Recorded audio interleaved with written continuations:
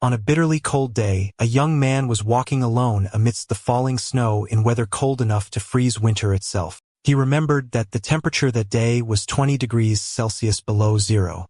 At that moment, he noticed a small cat walking with difficulty in the snow, leaving behind its tiny footprints. The cat approached him and began to meow while clinging to his leg, which made him wonder to himself about the reason for all this meowing. The cat continued to look at him and meow as if it were trying to tell him something, and he realized it wanted him to follow it. Indeed, the young man walked behind it, thinking that he wouldn't have ignored it and gone on his way as usual. Perhaps the reason was the extremely cold weather that aroused his pity. The cat led him to a narrow dark alley, so he lit up the place with his phone to see. The cat looked towards an outdoor air conditioning unit where he discovered 2 other small kittens on top of it, covered in snow and trembling from the intense cold. He felt a shock and hurried back to his home, where he told his surprised mother that he would explain everything later and asked her for the location of the heating pad. He brought the small kittens inside and gently placed them on a green heating pad while his mother and the mother cat watched the situation. One of the small kittens, black and white, looked as if it had already passed away.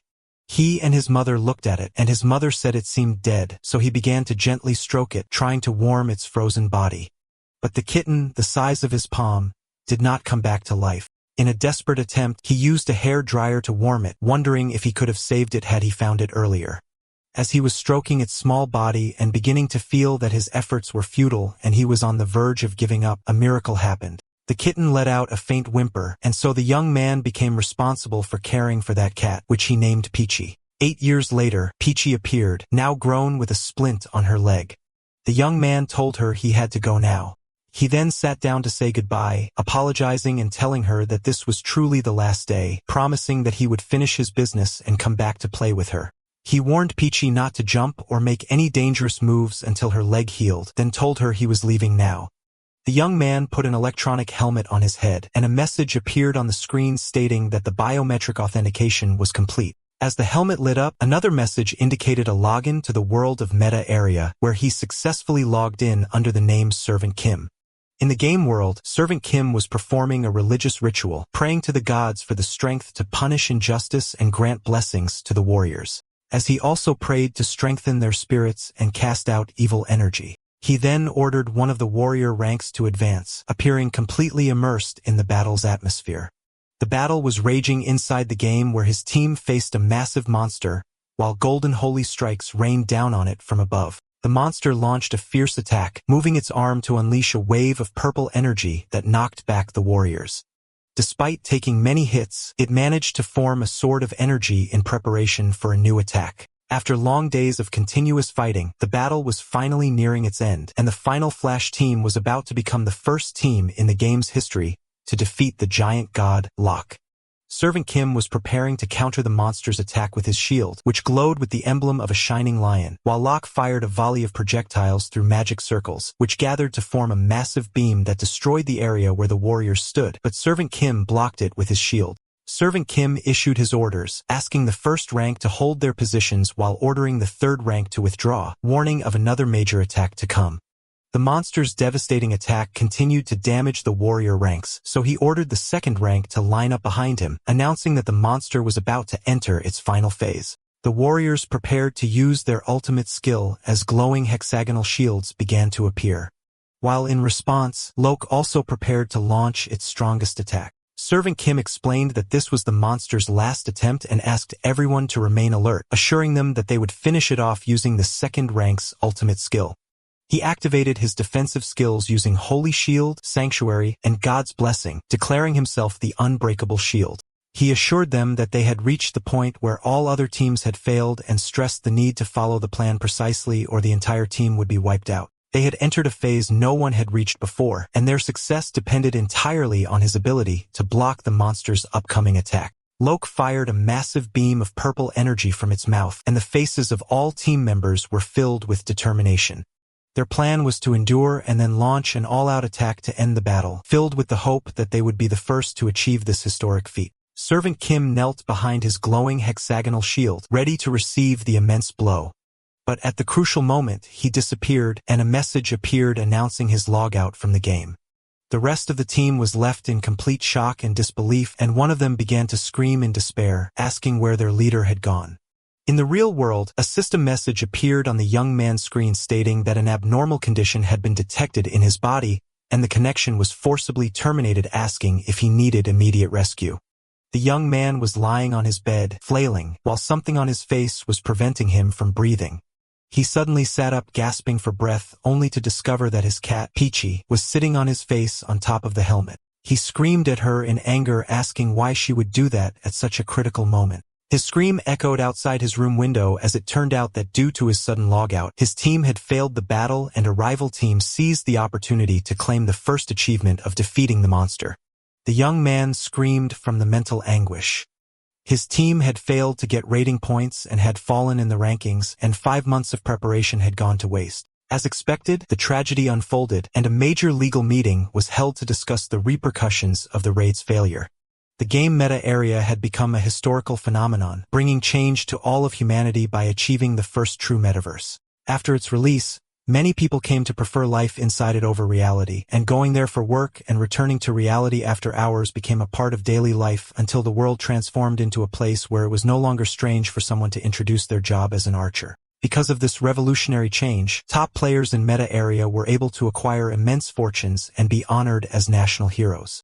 With the growing number of professional players, related laws and specialized law firms like the Dodo law firm were established. One of these laws was specific to monster raid teams, allowing for compensation to be claimed from the person responsible for the raid's failure. Therefore, it became common in major events for official contracts to be drawn up in the real world before they began, and the team members looked displeased during one of these meetings. A claim was filed against Servant Kim by 15 plaintiffs, demanding huge compensation for their drop in ranking, the cancellation of a major sponsorship deal, and the loss of 5 months of effort, with the total amount reaching 1,125,000,001 during the session. The young man was shocked as he calculated the enormous sum in his head, while the lawyer officially announced the demand for compensation. The young man explained that the team consisted of 10 core members and 15 mercenaries. And despite some disagreements, the meeting ended with him agreeing to pay the compensation, feeling relieved by the support of his 9 team members. The young man walked out of the law firm feeling defeated before a man called out to him as leader. The man asked if it was true that he had sold his gear in the game, and he replied yes, explaining it was the only way to compensate the mercenaries. Recalling with a heavy heart how he sold all his precious items, which were valued at hundreds of millions of won, the man inquired why he wanted to play solo now, and the young explained with a smile that ever since becoming the raid leader, he hadn't been able to spend time with his cat and felt guilty towards her. The man surprised him by announcing that he was quitting the game now, which shocked him. He felt responsible and apologized, but the man reassured him and told him he understood his situation. He then presented him with a box bearing the Metagear brand as a farewell gift. The young man initially refused, saying he couldn't accept his teammates' gear after everything that had happened, but the man insisted he take it, explaining he no longer needed it. The 2 men said their goodbyes, and the young man thanked his teammate. When he arrived home, he announced his return to his cats, then sat on the floor by the entrance, tired and sad, and let out a long sigh while his cat, Peachy, approached him and meowed as if to comfort him. The young man wondered in confusion what he should do now, as all his post-retirement plans were based on owning the precious gear he had just sold. When he noticed his cat, Peachy, trying to play and jump, he gently scolded her, reminding her not to do so until her leg was fully healed. But she insisted, and he was impressed by her strength and agreed to play with her for just 5 minutes. He started with warm-up exercises, moving a mouse-shaped toy in front of his cat, who watched him with intense focus. And she quickly got enthusiastically involved in the game, chasing the toy everywhere. The young man thought about how frustrated his energetic cat must have felt being unable to move due to her injury. After the warm-up, he announced that hunting time had begun, having prepared a set of cardboard boxes as a playground. As the cat prepared to pounce, he seriously declared that he had now transformed into a mouse and would show her the perfect mouse movements. And he began to skillfully move the toy, mimicking its sounds to get her attention. Peachy was hiding inside one of the boxes watching her prey, and then she jumped in an attempt to catch the toy. The young man encouraged her to keep going, telling her it was time to reward her servant for playing with her so earnestly. Peachy dashed back into the box, and the young man thought how cute she looked doing that. And she finally succeeded in catching the toy while he thought about how addicted he was to this kind of play with her. After the play session ended, he prepared food for the cats and sat with his 2 cats, Peachy and Lulu, telling Lulu that this meat was what Peachy had hunted and that she should thank her. The young man realized he had played for 10 minutes instead of 5 and remembered the veterinarian's advice to refrain from playing with her until she fully recovered. Recalling his conversation with the doctor where he told him that Peachy was full of energy and got stressed if she didn't play. As he was thinking of a way to release the cat's energy without her having to move, he received a notification on his phone. The notification was for a scheduled withdrawal of over $1,000,000, and he remembered that he had forgotten about the hospital bill installments. He felt distressed again and wondered what he would do as he no longer had any money to cover his expenses. His eyes fell on the box his teammate had given him, so he decided to open it. Thinking how one of his team members had given him this gear after deciding to retire from the game, he turned to his cat, Peachy, and told her that she was a big part of this incident, and if she ever met his teammate, she should apologize to him. He jokingly put the empty box on his head and noted that he could breathe well, saying that an incident like the last time wouldn't happen again. The young man looked at the clock and realized it was getting late, so he said goodbye to his cats and told them he would be back.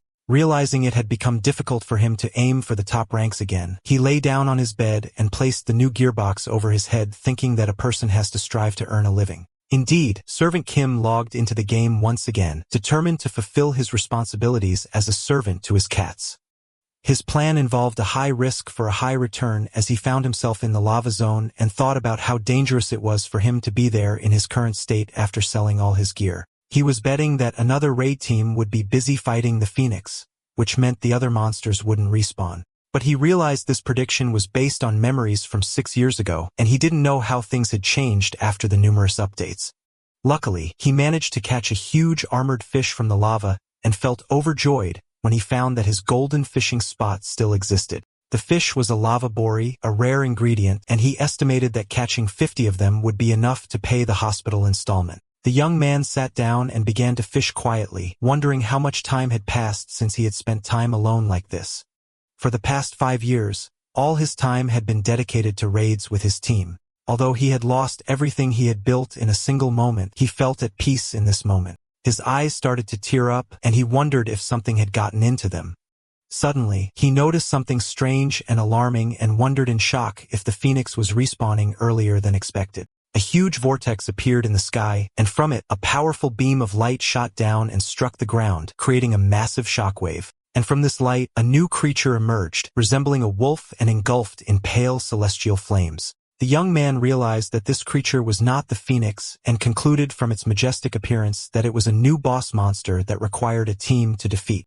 He knew it was impossible to escape and that facing it with his current abilities would be suicide. He felt his extreme bad luck. He had only caught 1 fish, and now a new monster appears in his only fishing spot, and he desperately hoped the monster wouldn't stay there. Suddenly, he found the monster's huge jaws right behind his head, which terrified him, but the monster didn't attack him. Instead, it began to lick his face with its huge tongue. He was bewildered, covered in the monster's saliva, wondering about the reason for this strange behavior, and even wondered in disbelief if the monster was trying to kill him by licking. He felt disgusted and angry and yelled at the monster, demanding it to kill him in a clean and quick way, adding that he was not in the mood to tolerate this day. In a final act of defiance, he pointed at it and vowed that he would let it kill him now because he was weak, but he swore that one day he would be the one to defeat it. The huge monster tilted its head as it looked at the young man. Then, unexpectedly, it let out a deep meow. The young man was extremely surprised and confused and wondered if he had heard that correctly, then confirmed to himself that he had indeed heard the word meow. He concluded that this monster was designed in the form of a cat, and he liked the innovative idea of designing a non-cute cat with such a majestic appearance. Suddenly, an idea struck him.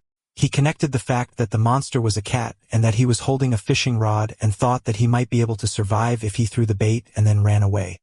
He decided to try his luck, so he yelled at the monster, telling it to wait and told it he would give it a treat, then threw the fish he had caught. Although he thought it wouldn't work, he saw that it was worth a try. The young man threw the fish and started running for his life. When he looked back, he was shocked to see that his plan had worked. The monster had pounced on the fish with enthusiasm. He stopped for a moment, thinking he shouldn't give it up so easily, and pulled it with his fishing rod. But the monster held on tight, so the terrified young man threw the rod and decided to save his own life. The monster sat down and ate the entire fish, swallowing it in one gulp, then licked its lips as if it had enjoyed its meal. But after it finished, it turned its attention back to the young man and pounced on him with incredible speed, creating a powerful wave of energy, and then let out a deafening howl.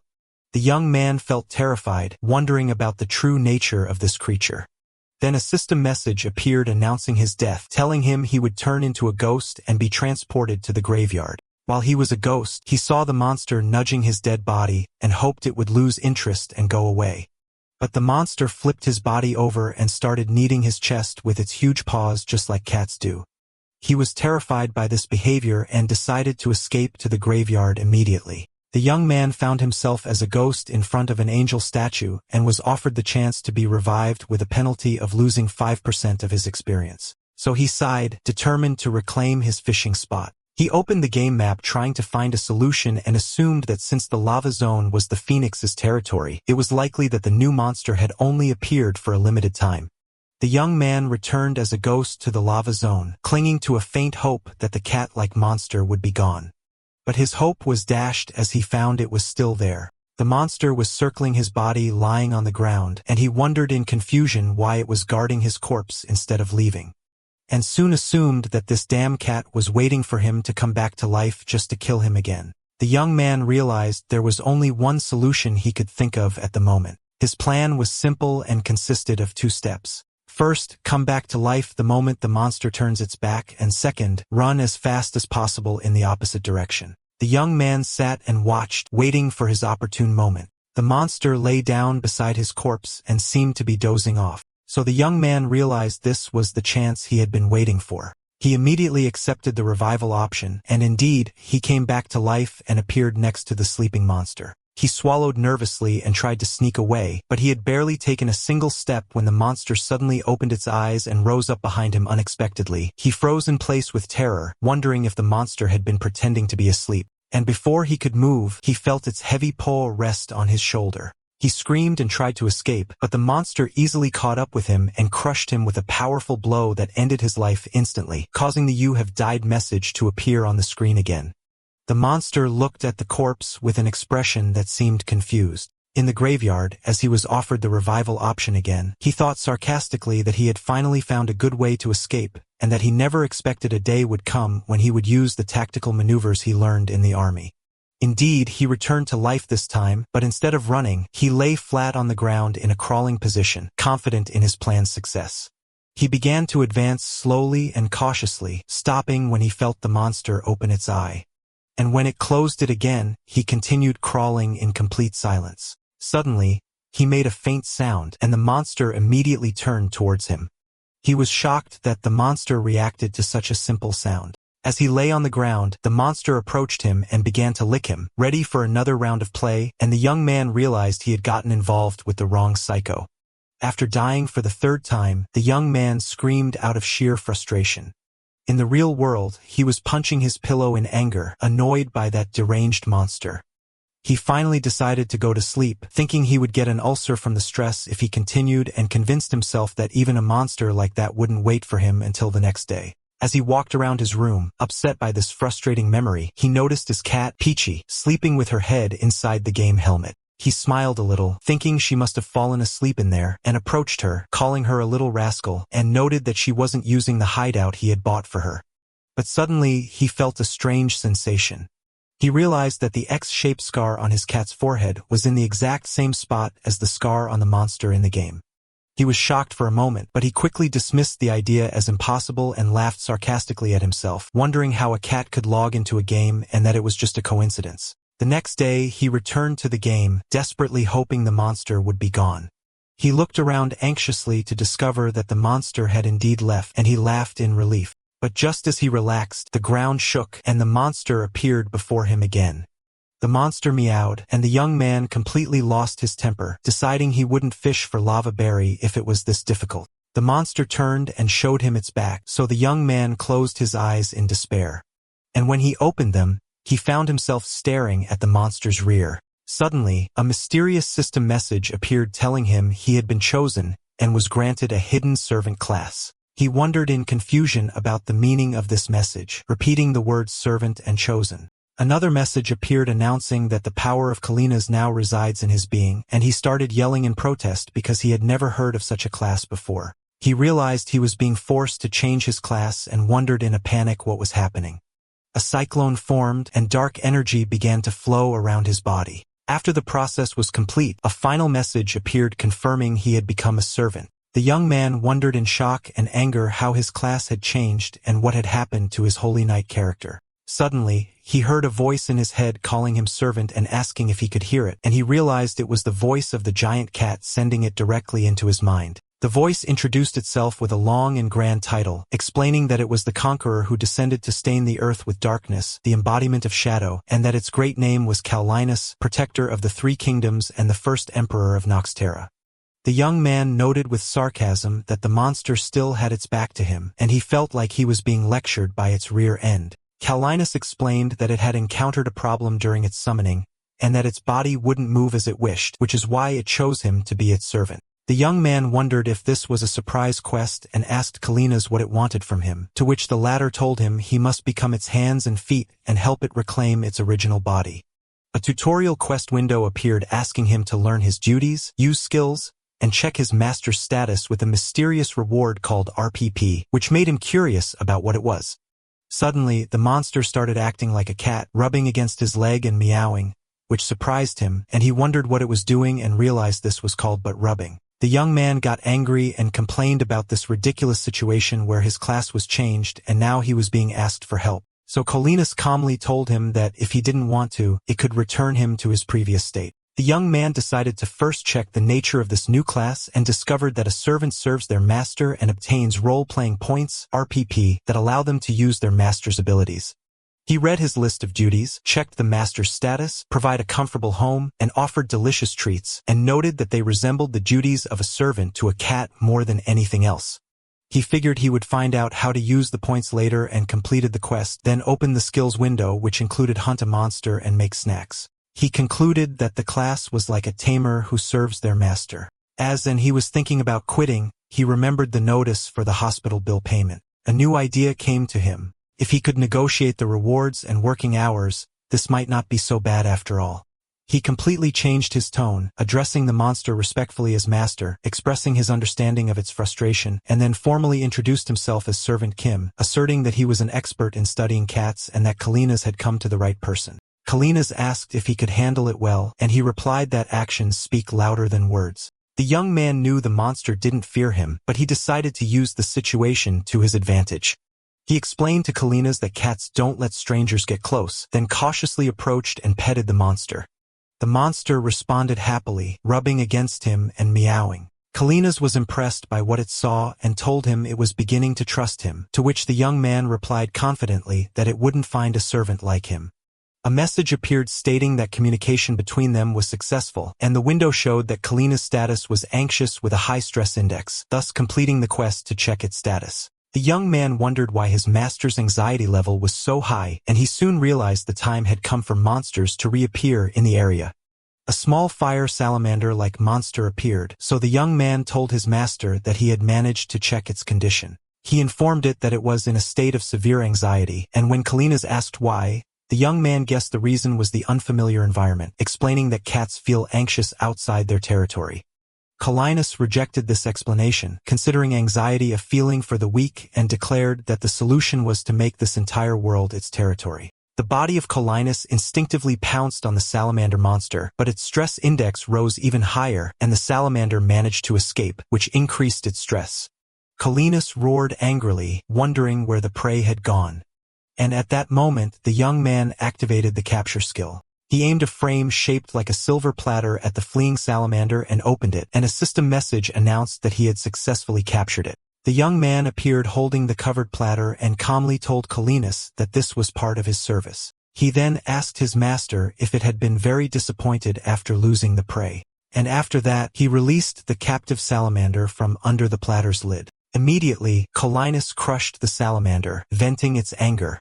The young man asked his master for its opinion of his service, and a message appeared stating that its mood had improved and its stress index had decreased. Kallinas admitted it felt more at ease, and the young man expressed his pleasure. After proving his worth, the young man suggested they start negotiating now, explaining with a smile that he had a family to support and therefore needed vacation time and enough money to secure his livelihood. Calinus was shocked by the idea of a servant getting a vacation, and the young man nervously confirmed that this was correct. Calinus admitted it had none of this land's money, so the young man suggested an alternative solution. He would keep the items Calinus obtained from hunting.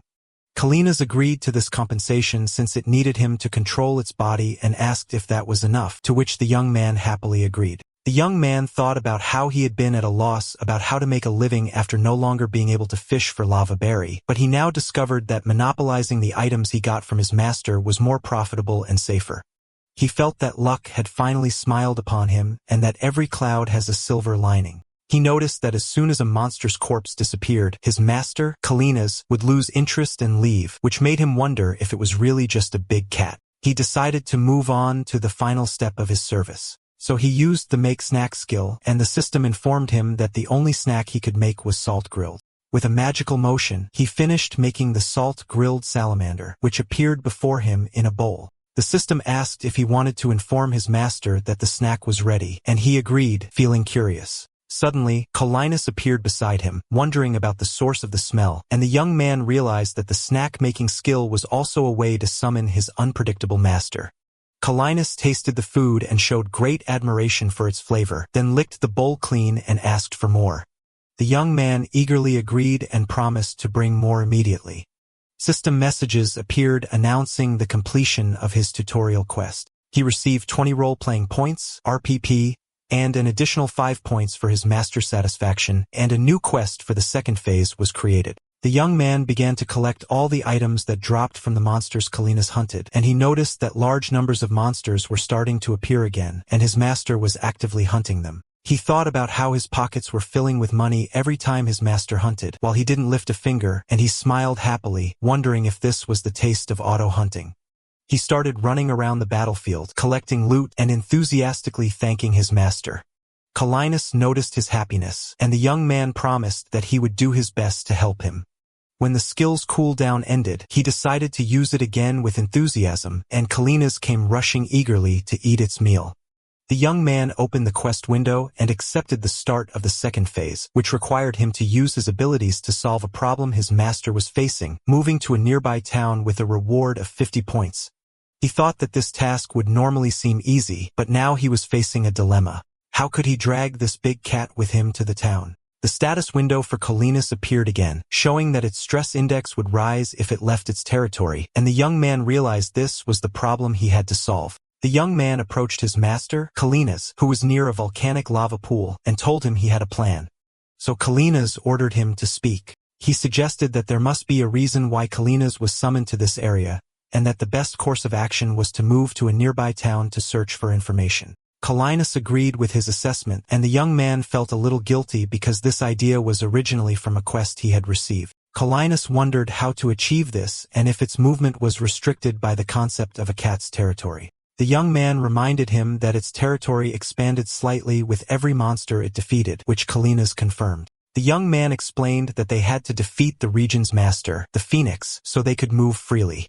Calinus understood the plan and asked about the phoenix's strength, and the young man told him it was an immortal bird that grew stronger each time it rose from death. Calinus found this creature interesting and declared with confidence that it would kneel before its power. But the young man pointed out a problem. The phoenix breathes fire, and the cat's instincts would drive the body of Calinus to run and hide. Therefore, he concluded that they must first make Calinus unafraid of fire. As soon as fire was touched, the body's instincts reacted. As Calinus jumped back and rolled on the ground in a panic, it admitted that it did indeed feel fear and ordered its servant to find a way to overcome this fear by any means necessary. The young man offered a lava bury fish to the frightened Calinus, then announced that the fear would vanish once he submerged it in the lava, which shocked Calinus, who asked if his plan was to throw it into the volcano. The young man confirmed that this was the most certain way to adapt. And when Calinus expressed doubt, the young man reassured it, explaining that its body, as a boss monster, possessed very high heat resistance. Calinus was surprised to learn this, and the young man tried to tempt it with the fish. The young man threw the fish into the lava, but Calinus sat calmly on a rock in the middle of it, which astonished the young man. Colinas announced that the fish no longer tempted it, and the young man was shocked by how quickly it had lost interest. Then it leaped gracefully from the lava. The young man realized he needed to move on to plan B, so he used a recall spell to return to a registered point and told his master he would be right back. Colinas panicked, asking him where he was going and if he was going to leave it alone, but the young man disappeared through the portal, leaving it to search for him anxiously. The young man instantly teleported to the city of Granadia. He entered the adventurer's warehouse where the shopkeeper welcomed him. He asked for sugarcane, ethereal spring water, a climbing rope, and dynamite. When she asked him his purpose, he replied that he intended to tame a monster, then added that he also needed a catapult, which puzzled her. She wished him victory, and as he was leaving, he felt he was forgetting something.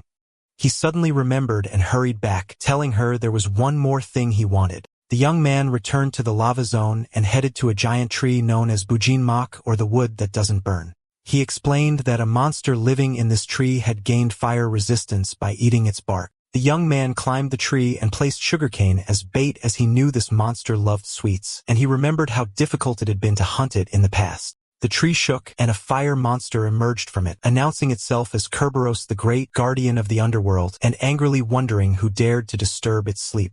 As Kerberos was eating the sugarcane, the young man poured ethereal spring water on it, water capable of extinguishing the fiercest flames and making the target lose its fire resistance for 5 minutes. The young man thought that the favorite prey of cats is the mouse. The flames of Kerberos were extinguished, and the great guardian of the underworld turned into a small, fluffy pink fire mouse. The fire mouse shouted in shock, wondering what the young man had done to it, and the latter addressed it cheerfully, saying it was cute as usual. The mouse got angry and threatened him, but the young man continued to mock it. The mouse offered to spare his life in exchange for the sugarcane, but the young man described it as pathetically cute. The mouse had a bad feeling and realized it couldn't use its fire, so it decided to attack physically, shouting that it had given him a chance to survive. As it was attacking, it suddenly turned and fled, vowing to kill the young man next time. The young man shouted, trying to stop it, but the fire mouse jumped directly into a nearby lava pool.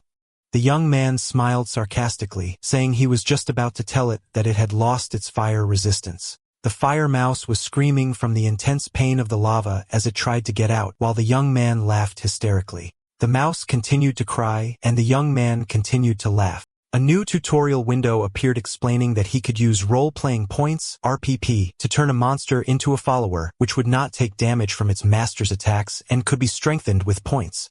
The young man grabbed the crying fire mouse and carried it, and the mouse asked him what he was doing and where he was taking it. The young man told it seriously that he was sorry, but he was going to offer it as a sacrifice to his master, and asked it not to talk to him so he wouldn't get attached. The mouse was horrified and began to lament its fate, that it would die before getting married, and the young man replied sarcastically that it was truly a shame.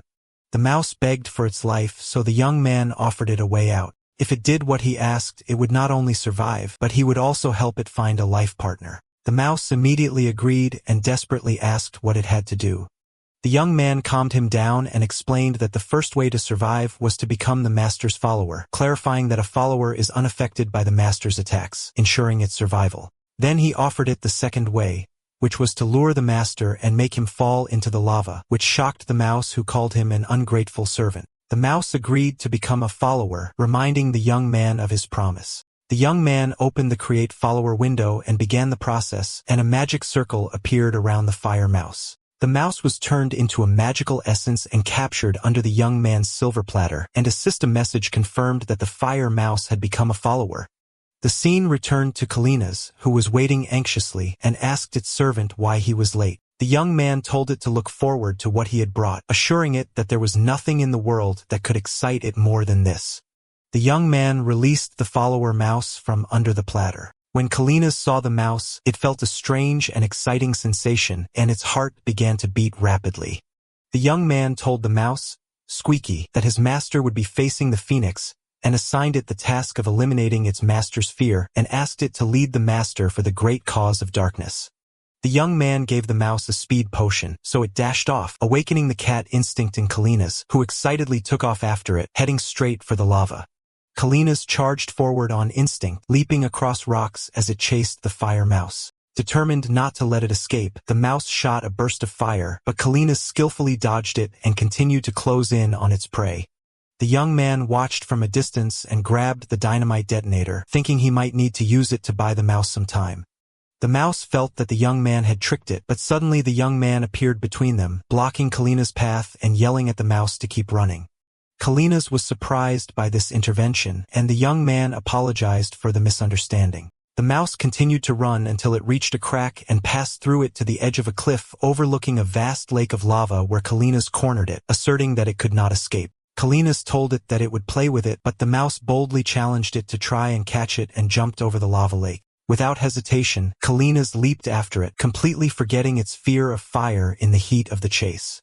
The young man noticed how his master's actions sometimes overlapped with those of his pet cat. Kalina's asked about this cat and whether it was the family he had mentioned earlier. The young man answered yes, describing her as small, cute, and a sore loser, and he remembered how his cat, Peachy, would refuse his touch at first, only to eventually place her paw on his hand.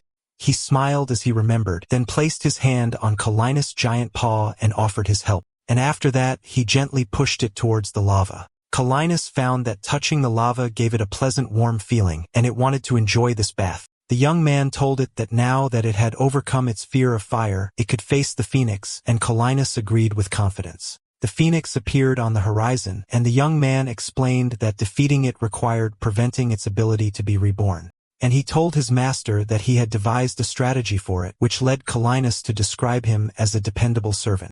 The phoenix emerged from the lava while the young man and his master prepared to face it. The bird spread its fiery wings and threatened its opponents, then attacked by breathing a massive stream of fire, but Kalina dodged it. The young man knew that the real problem lay in the bird's immortality, and he explained to Kalina that to eliminate it, he must strike its core precisely during its second rebirth. Kalina doubted its ability to do so, but the young man confidently assured it that he would make it possible. The battle began as the phoenix swooped down and Kalina charged to meet it. The bird tried to ascend, while Kalina followed it quickly and dodged its fire attacks with amazing agility, then managed to get on top of it and struck it forcefully into the ground. The defeated phoenix declared that it would rise again, and the young man told his master that the first phase was over.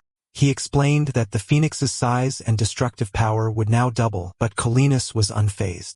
The phoenix rose from the lava, now much larger and stronger, and vowed to burn them and turn them both to ash as flames filled the area.